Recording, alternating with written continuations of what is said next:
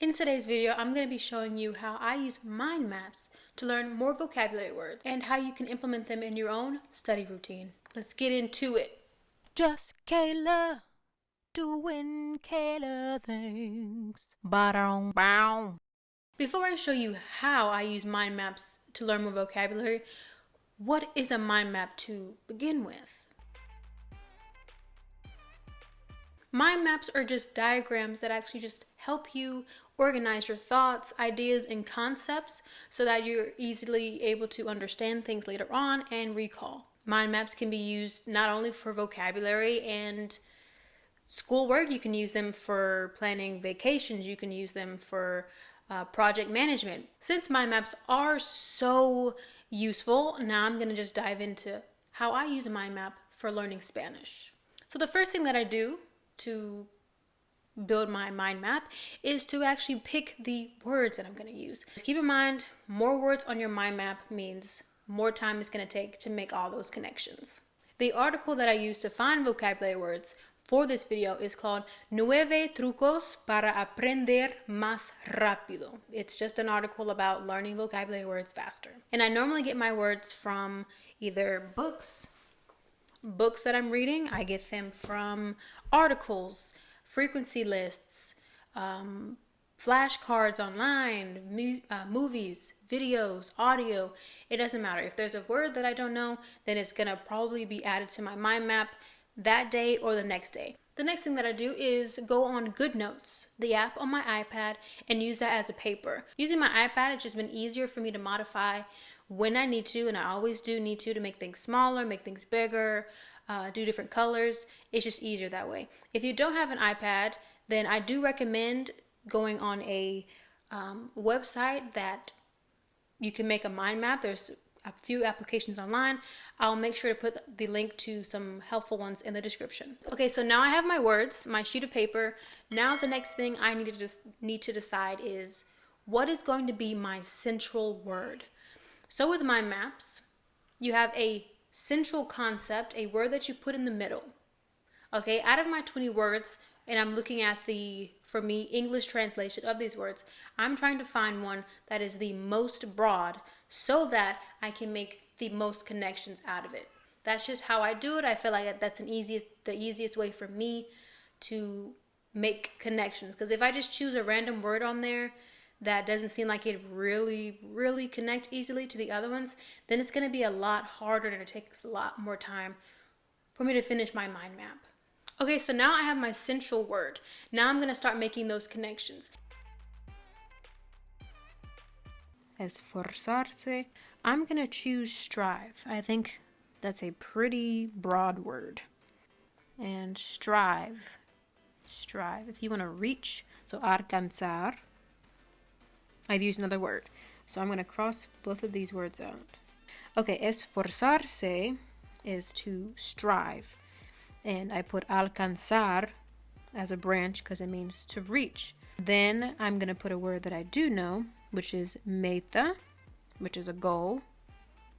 Okay, so if you strive, you reach your goals. So that's how I made those connections. What else can you reach? You can reach for comida. You can reach for food.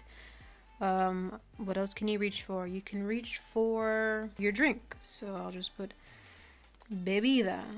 You can reach for the stars. So I'll put las estrellas. So you see how I'm using other words to associate it and connect it with alcanzar.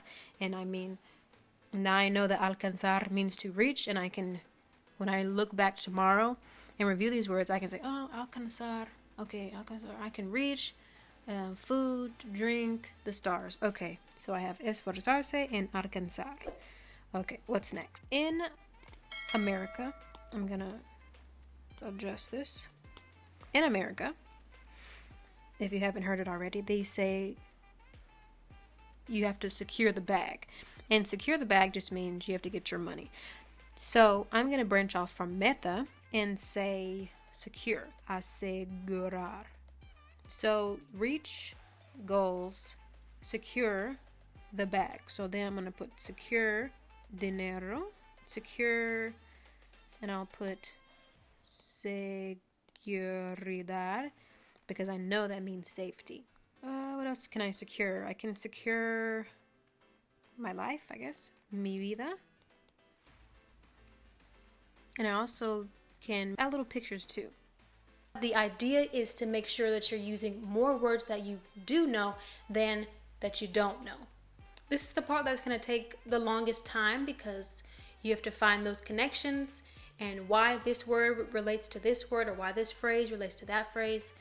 That's the part that's going to take the longest time. But it is extremely rewarding in the end because when I recall the words after I finish my mind map, it's amazing to me the ones that I remember. For the sake of time and keeping this video under 15 minutes or under 20 minutes or so, I will not be posting the entire version of me explaining why the connections are what they are. If you would like to see that, I will most definitely put an extended version in the description. When I'm done with my mind map, I highlight all the words that were in my original list. I highlight all of those in one color, and then in another color, I'll highlight the ones that I didn't know and I needed to look up so that I could still make those connections. But like I said, you should have more words that you do know than you don't know because it'll be harder and take more time to memorize these words or even really be able to recall these words because you're using words that you do not know as well as the ones that you do know.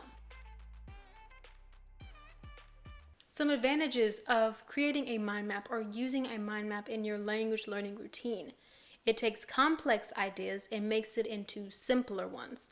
And even going back to a few days ago when I was trying to recall the words when I made a mind map, I could still recall them very quickly because I could remember the connections that I made in my mind map. Some disadvantages of using mind maps. A, it could be messy, depending on the amount of words that you use. And B, the time that it takes to find those connections. It took me an hour and a half to do the mind map for this video. For me, that's pretty average. My previous mind maps normally took an hour to do. When I start to review the words and test myself and try to recall these words, if some come faster than others, then that tells me the ones that were slow are the ones that I didn't make as good connections as the ones that were fast. So then I'll take those words and put it in my mind map for the next day. Esforzarse. It means to strive for. Enfocar is to focus. Premiarse means to reward yourself. Alcanzar is to reach. Atajos mentales are mental shortcuts. Deletrear is to spell. Alojamiento is to accommodate. Wrong. Entorno, environment.